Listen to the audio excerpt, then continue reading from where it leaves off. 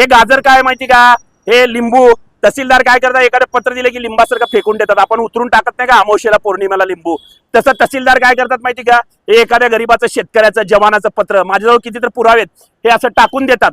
आणि गाजरं काय, पैसे द्या नाही तर गाजरं दाखवतात, आज करतो उद्या करतो परवा करतो. त्याच्यासाठी हे गाजरं लिंबू घालून मी आज आंदोलन केलेलं आहे, जेणेकरून तहसीलदारची खरंच चौकशी व्हायला आणि निलंबित करा, त्यांना निलंबित करून चौकशी करा, नाहीतर ते हस्तक्षेप करणार चौकशीमध्ये आणि परत काय ना काय तू 1 2 1 2 1 2 करून मग जे काय चौकशीचं मात्र करणार आणि प्रशासनाला समजणार नाही, शासनाला सुद्धा समजणार नाही. या माध्यमातून त्यांची चौकशी नाही झाली तर महसूल मंत्र्याच्या घरासमोर आक्रमकरित्या मोठ्या प्रमाणात मी आंदोलन केल्याशिवाय राहणार नाही.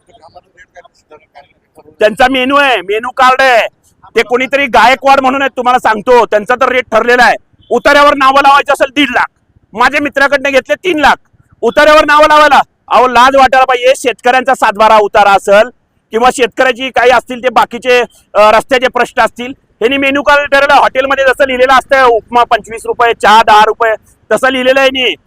उतार्यावर नावं लावणे 1.5 लाख आणि तुमचे 42 ब चे कामं, 155 चे कामं, वेगवेगळे रेट लावलेले आहेत. हे असे रेट लिस्ट करून हे भ्रष्टाचारी अधिकारी आहेत, त्यांच्यासाठी प्रहार जनशक्ती पक्ष नेहमी मैदानात उतरून आंदोलन केल्याशिवाय राहणार.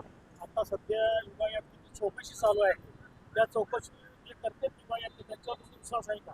चौकशी समिती इथं आलेली आहे, चौकशी समितीवर विश्वास नाही म्हणून तर आंदोलन केलेलं आहे.